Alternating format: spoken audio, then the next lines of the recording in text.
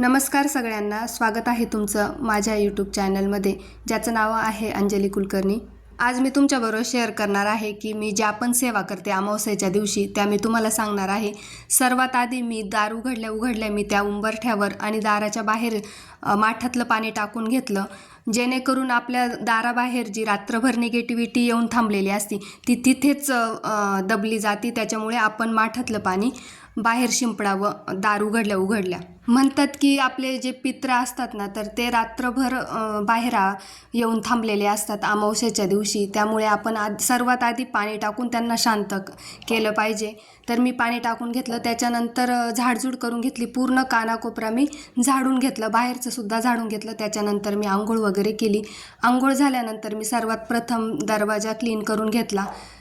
पूर्ण दरवाजा स्वच्छ झाल्यानंतर मी उंबरठा पण स्वच्छ करून घेतला आणि बाहेरचं पुसून पण घेतलं आणि धुवून पण घेतलं। बाहेरचं सगळं आवरून झाल्यानंतर मी फरशी पुसायला घेतली आणि फरशी पुसताना मी पाण्यामध्ये खडे मीठ, गोमूत्र, गंगाजल आणि थोडी चिमूटभर हळद टाकते, जेणेकरून फरशी आपली क्लीन होते, माशा होत नाही, किडे होत नाही खडे मिठाने। हे पण एक रिझन आहे। आणि जी आपल्या घरामध्ये निगेटिव्हिटी असते तर ती पूर्ण नाहीशी होऊन जाते ह्या पाण्याने जर आपण फरशी पुसली तर। त्यानंतर मी सडा रांगोळी करून घेतली आणि सूर्यदेवाला जर प्रसन्न करायचं असेल तर सुरुवात ही रांगोळीने करावी। त्याच्यानंतर मी सूर्याला अर्घ्य दिलं, तुळशीची पूजा झाली। तुळशीची पूजा झाल्यानंतर मग मी दरवाजावर स्वस्तिक काढून घेतलं। दरवाजावर स्वस्तिक हे कुंकवाने काढले आणि कोणी पण असं बाहेरून येतं ना, तर जर एखाद्याची नजर चांगली नसेल तर तो पहिले आपल्या ह्या स्वस्तिकवर बघतो आणि ते स्वस्तिकने ना आपल्या घरामध्ये वाईट शक्तीचा प्रवेश होत नाही। त्याच्यानंतर मी अन्नपूर्णेची पण पूजा करते किचनमध्ये। मंगळवारी गुरुवारी ही तर सेवा माझी असतेच, पण अमावस्याला पण मी ही सेवा करते, पूजा करते।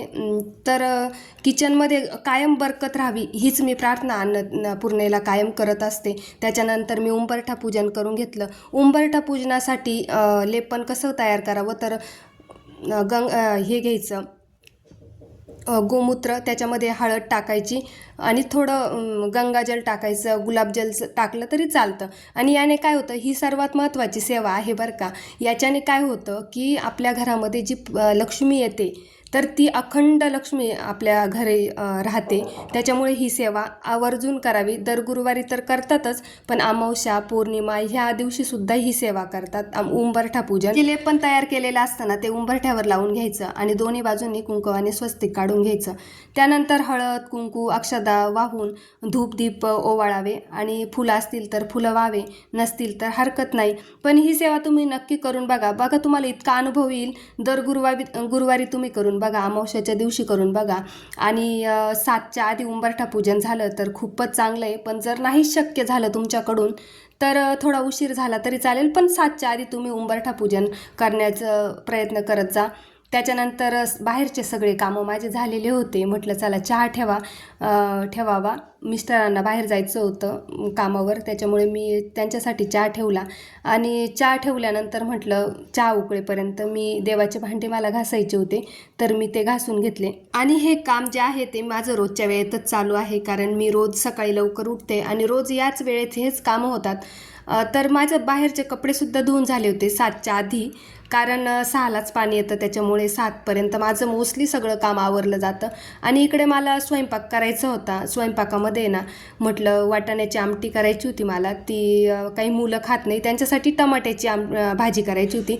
आणि टमाट्याची पण भाजी मी खात नाही आणि वाटाण्याची पण आमटी मी खात नाही, तर माझ्यासाठी मी वांगे बटाट्याची भाजी करणार होते, कारण मी जेवणाच्या बाबतीत कधीच कॉम्प्रोमाइज करत नाही। आणि का करावी, कशासाठी करावी, जर आपण दिवसभर बाहेर जातोय, बाहेर काम करतोय तर कशासाठी, पोटासाठीच ना, तर मग त्या पोटाला का आपण कॉम्प्रोमाइज करायचं पोटासाठी।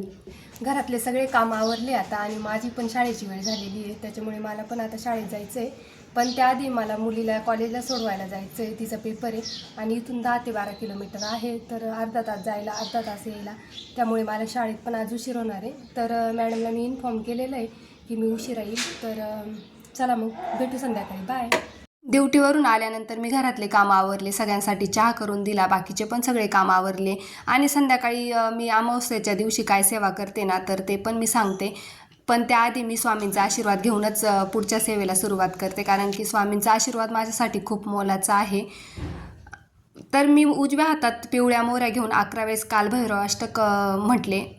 ही सेवा केल्याने आपल्या घरामध्ये कुठलीही वाईट शक्तीचा प्रवेश होत नाही आणि आपल्या भोवती पण एक सुरक्षा कवच तयार होतं. आणि ही पिवळी मोहरी जी आहे, जी मी हातात घेतली होती, ती मी प्रत्येक कानाकोपऱ्यात टाकली, फक्त टॉयलेट बाथरूम सोडून. ह्या पेढ्याचा नैवेद्य का दाखवते मी सांगते तुम्हाला 2 मिनिटात. कणकेचा दिवा लावून घेतला, जो की आपल्या पितरांसाठी असतो. त्याच्यामध्ये मी काळे तीळ टाकून हा दिवा लावला. मग पंतीमध्ये एका कापूर, तेजपान, पिवळी मोहरी आणि लवंग हे सगळं एका पंतीत घेऊन जाळलं आणि पूर्ण घरात फिरवलं आणि ही पंती नंतर उंबरठ्याबाहेर ठेवून दिली. तर आज मी तुम्हाला ज्या पण सेवा सांगितल्या त्या सगळ्या अमावस्याला करण्यासाठी आहे. तर नक्कीच तुम्ही दर अमावस्याला ह्या सेवा करत जा. खूप चांगल्या असतात ह्या सेवा केल्याने.